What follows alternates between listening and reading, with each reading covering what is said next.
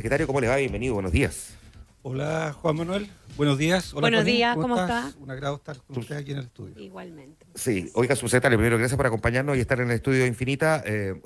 No ha tenido descanso alguno usted, subsecretario, ¿ah? Y no me refiero solo por los incendios, la verdad, han sido muchas y bien intensas las jornadas y la actividad desde que está en el cargo. Déjeme preguntarle, eh, partir para la conversación, por supuesto que la mirada preferente, más preocupante, ¿no?, que tenemos hoy día está puesta todavía en lo que ocurre en la zona centro-sur del país. Usted ha puesto muchísimo énfasis, lo hizo también aquí en Megamedia hace algunos días cuando conversó con nosotros en la mañana en Mega Noticias Alerta respecto de perseguir con todas las herramientas legales las responsabilidades detrás de los incendios, sean por negligencia o intencionales. Se ha generado toda una discusión respecto de cuánto énfasis hay en una cosa respecto de la otra. Hay un informe de la CONAF que se ha trabajado hasta ahora, entiendo que es parcial, pero con el Ministerio Público y la policía, que dan cuenta de que en la práctica una cuarta parte de los incendios que hemos tenido generados por causa del hombre podrían ser intencionales, una cuarta parte, que está bastante en línea con incendios anteriores, incluyendo los del 2017. ¿Hasta ahora usted maneja más o menos los mismos antecedentes o es una información que todavía falta por corroborar? Sí, Juan Manuel, primero poder transmitir que frente a una emergencia de esta naturaleza, junto con el combate de incendios, a propósito, aprovechar hoy día, Juan Manuel, Connie, de enviar nuestro reconocimiento y nuestro saludo a los brigadistas. El Día del Es el Brigadista Día del hoy. Brigadista y Antecedido por una triste noticia, ¿verdad? Sí, es un trabajador forestal el que falleció en Angol, efectivamente estaba talando un árbol. Pero enviar nuestro reconocimiento, porque finalmente el combate de esta emergencia es fundamentalmente terrestre y nos concentramos muchos en los incendios, pero el 91-92% de los incendios se apagan antes de consumir 5 hectáreas y eso es producto de un conjunto de hombres y mujeres que trabajan como brigadistas forestales en Chile. Así que primero partir por un reconocimiento. Ellos están combatiendo los incendios, pero Juan Manuel, tú hacías una segunda pregunta.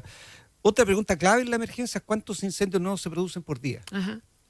Y es un indicador que hay que ir midiendo, porque si hubiera 50 incendios nuevos por día, la verdad es que sería muy difícil terminar con la emergencia. Por lo tanto, ahí hay una tarea clave.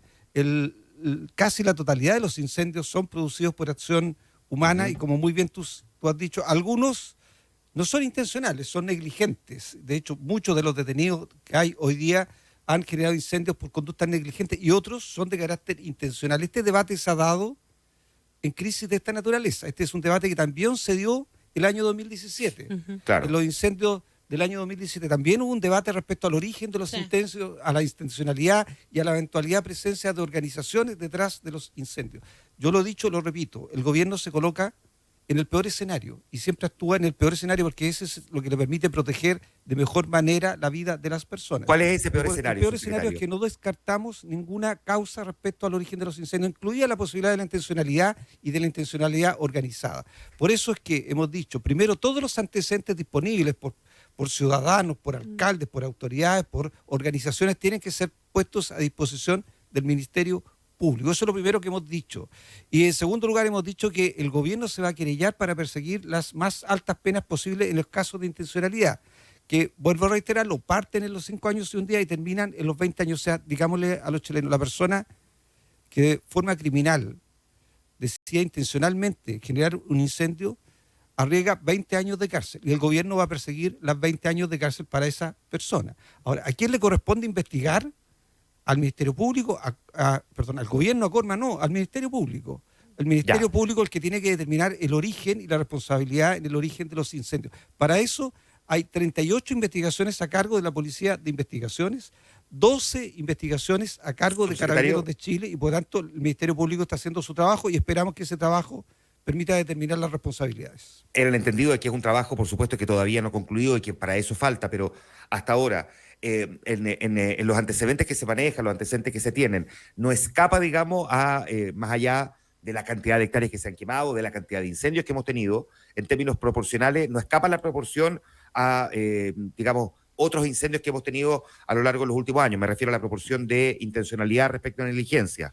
Sí, aquí, bueno, no es fácil investigar los incendios, una investigación como otras, se requieren equipos muy especializados, la Policía de Investigaciones tiene equipos especializados, hay que recordar que hemos recibido expertos también en materia de investigación en el origen de los incendios italianos que están colaborando en las tareas de investigación. Y los datos que ha dado a conocer ayer en el marco de la reunión que sostuvo el director nacional de CONAF con el fiscal nacional, tiene que ver con los equipos especializados de CONAF que se dedican a la investigación del origen de los incendios. Y Claro. en la investigación que se ha hecho de 668 incendios, 25 tienen antecedentes o evidencias que permiten considerar su origen de manera intencional. 25. 25%. 25%. De los 668. Ya, y usted la experiencia que ya tiene de manejo del tema delictual, del tema delincuencia y también del tema terrorismo, subsecretario, porque son dos temas que le han tocado a usted muy de cerca.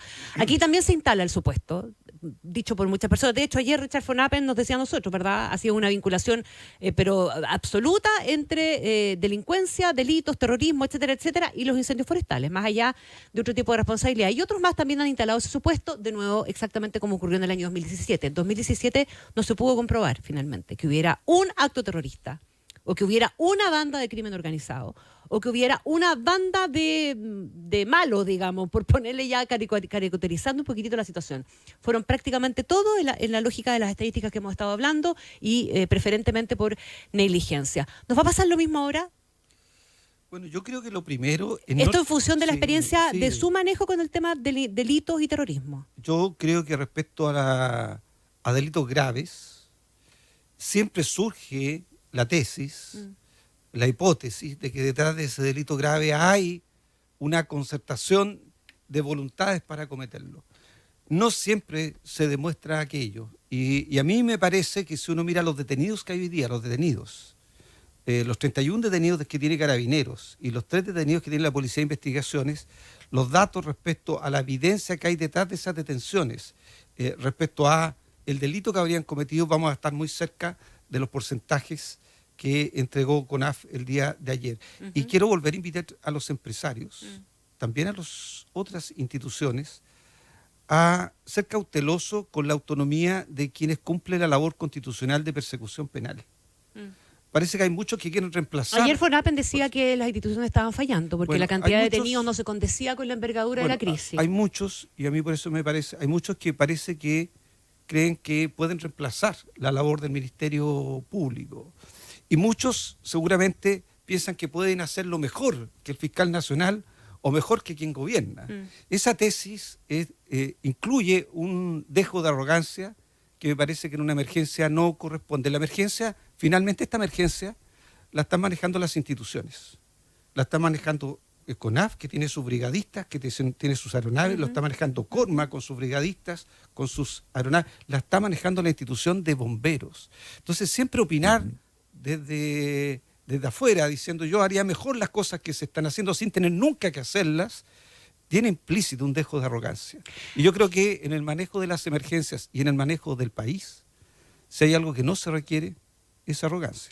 Hay una reacción de parte del mundo empresarial frente a la idea, ¿verdad?, de regular la industria producto de esta situación en particular. Un poco a la defensiva probablemente, ¿verdad?, una reacción de parte de los empresarios, pero que en parte se defienden también, y esto lo reconoció Ricardo Megues conversando ayer con nosotros, de que se instale la idea de que la industria forestal es la culpable de los incendios.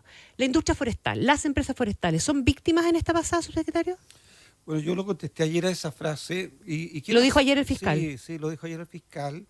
Y yo me llevo muy bien con el fiscal. Tenemos una relación de colaboración con el gobierno que lo consideramos extraordinariamente importante. La labor del Ministerio Público es vital para Chile. El fiscal lo dice en el marco de la función que él tiene. Sí, claro. Él tiene la función de la persecución penal, de perseguir los delitos y a quienes cometen los delitos. Y en ese contexto hay quienes cometen los delitos y están las víctimas del delito. Y en ese contexto dice que las empresas forestales son víctimas. Mis aseveraciones son desde la función que yo cumplo, que no es de fiscal, es de subsecretario del Interior y por tanto autoridad política del gobierno. Y cuando uno ve lo que ocurre, uno, claro, llega a la conclusión que la víctima es el país y la amenaza de sufrir catástrofes en materia de incendios forestales la sufre el país. Y por tanto, desde ese contexto yo creo que no hay, y ahí están las palabras del presidente, ningún actor nacional que no pueda estar disponible a que el país reflexione respecto a las modificaciones que tienen que hacer para proteger al conjunto del país de amenazas de incendios que hoy día constituyen la segunda amenaza en materia de catástrofes para Chile. Si hay que regular y modificar la institucionalidad pública, como ha ocurrido a partir del 2010, Connie. Ujú. Juan Manuel, hay que recordar a propósito de algo que parece menor, que A hoy ver. día las reuniones del COGRIT se hacen en el Senapred. Sí. Claro. Muchos chilenos todavía no saben lo que es el Senapred, porque estaban acostumbrados a hablar de la Todavía le decimos ONEMI, a hablar de la pues. ONEMI. Pero el Senapred no es un cambio de nombre. Mm. También Es es, un cambio es un institucional. aprendizaje del país de tener una institucionalidad más fuerte para enfrentar la Déjenos que catástrofe. Juan sector- Manuel, Juan si el Manuel lo sector quiere llevar al público- tema de delincuencia. Yo solo quiero decir Espérese, es que no, que Sí. quiero, Sí. subsecretario, déjame preguntarle primero. ¿Les tocó a ustedes el debut Hacer de el cambio. del Senapred? Para no equivocarme, ¿cuál es el género de Senapred? ¿Él o la? ¿La Senapred o el Senapred? ¿Cómo le dice usted? Es un servicio. Es un servicio. El Ya, entonces Senapred, él, claro. perfecto. Déjeme preguntarle Servicio esto. Nacional de Prevención y Respuesta ante Desastres. Estaba desapareciendo la ONEMI cuando tuvimos o mutando la ONEMI al Senapred cuando tuvimos los incendios en Viña del Mar. Luego nos encontramos con esta realidad en la zona centro-sur. Y cuando uno pone en marcha un nuevo servicio, más allá de que sea la mutación de uno a otro, más fortalecido, con más musculatura, eventualmente se puede encontrar con alguna dificultad. ¿Les representó alguna dificultad el tener que echar a andar el Senapred en medio de esta realidad con los incendios más potentes, sin duda, los últimos 6 años? Mira, ¿qué es lo importante, ya que me preguntas, que he aprendido? A ver. Creo que es muy importante frente a una emergencia tener información que te permita tomar buenas decisiones. Y creo que la institucionalidad en materia de emergencia en Chile permite tener aquello. Segundo, creo que es muy importante tener una muy fuerte coordinación público, pero también público-privada. Eso se da en las mesas técnicas de Senapred y se da en los comités técnicos de nivel nacional como el COGRIT. Y en tercer lugar, se requiere tener mucha colaboración. Y la institucionalidad del país está Ya. abierta a coordinar y articular esa colaboración. Así que mi experiencia ha sido positiva. Creo que eso además lo que ha permitido, y el país lo ha visto, poder entregar información clara todos los días, poder tomar decisiones que permitan destinar más recursos al combate de incendios de acuerdo al pronóstico no solo del tiempo, sino a la proyección del avance de la amenaza o hacia dónde va a dirigirse la amenaza, cuáles Subsecretario. son las amenazas que tienen. Por lo tanto, solo quiero decirte que tenemos una buena institucionalidad, pero a pesar de eso, el gobierno está dispuesto a abrir la conversación respecto a cómo se hacen mejoras públicas, pero también privadas. Porque finalmente el destino del país depende solo del sector público. Ya, Depende del sector déjeme- público, déjeme- depende del sector privado. Déjeme preguntarle 2 cosas respecto a eso. Uno, para solamente completar la respuesta a la pregunta anterior que le hacía Connie. Usted dice que, usted lo dijo ayer, bueno, el país es víctima, ¿no?, de la tragedia que estamos viviendo, pero ¿son víctimas también las empresas forestales? El carácter de víctima o el carácter de culpable no la defino yo, la define el Ministerio Público en materia de responsabilidad penal y en materia de lo que ocurre en el país, producto de incendios que ya llevan 430.000 hectáreas quemadas, 24 compatriotas fallecidos y Ajá. 1.500 viviendas destruidas. Desde mi perspectiva, la principal víctima sigue siendo el país. Ya, hemos visto que hoy día es de hecho el principal titular del diario El Mercurio. El ministro de Agricultura ha instalado la idea de eventualmente discutir un royalty a las forestales, dejar parte de los recursos en las regiones que se ven afectadas por los incendios, pero lo que no se ha discutido es en qué se utilizarían los recursos, no es poner la carreta delante de los bueyes y terminar provocando todavía un enfrentamiento mayor con el mundo empresarial, que ya quedó un poco incómodo respecto de instalar esta discusión cuando todavía no se apagan los incendios, es decir, resolver eventualmente o plantear, cobrarles un royalty, pero sin decir en qué se va a usar la plata. Sí, mira, los regímenes tributarios, de hecho hay un proyecto de discusión en el Parlamento de reforma tributaria, pero yo me quiero quedar con las palabras porque creo que ese es finalmente el mensaje del gobierno, del presidente de la República.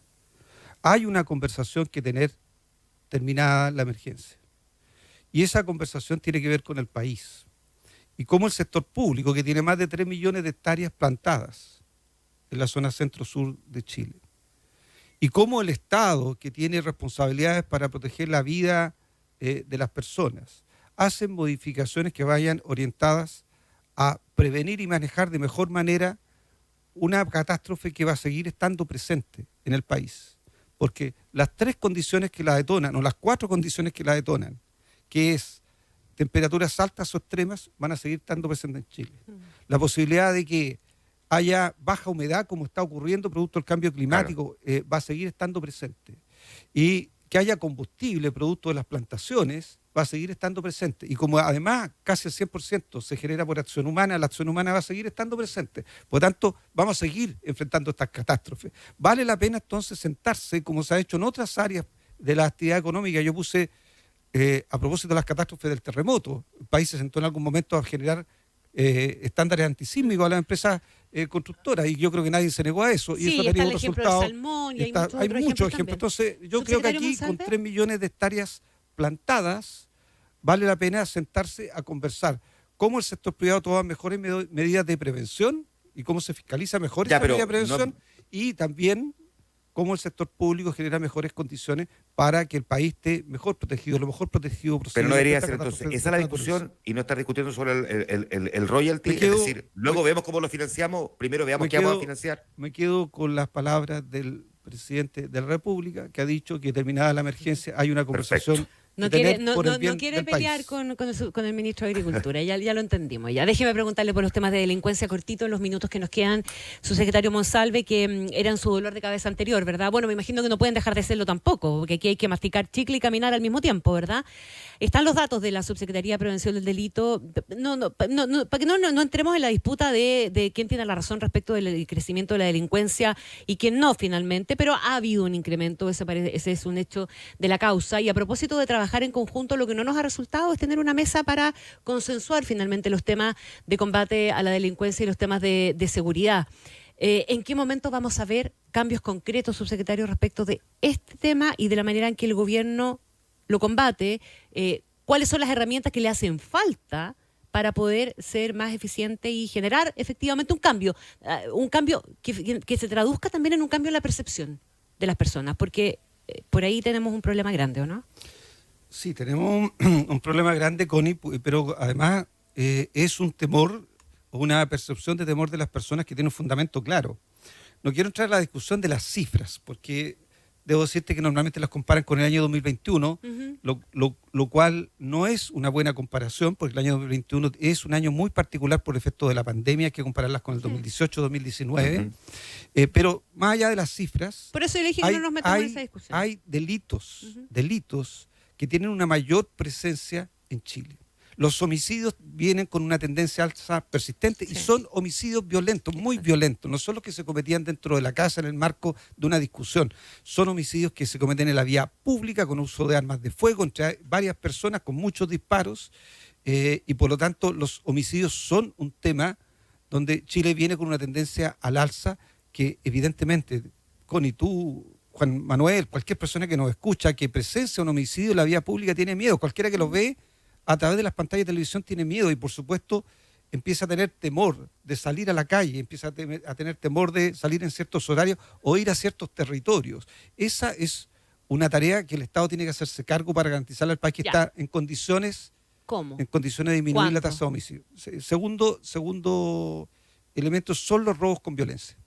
Porque se cometen hoy día con armas de fuego, por lo tanto ya no es el robo. Claro, uno tiene el temor ya no de que le roben el auto, sino que lo maten maten. cuando le roban el Bueno, auto. esos dos factores Claro. determinan la explicación razonable de los chilenos y chilenas de tener miedo. Y por lo tanto estas son tareas que el Estado tiene que asumir. Tú me preguntas cómo que va a ocurrir. Bueno, hay varios frentes. ¿Cómo y cuándo? Sí, hay varios frentes de batalla.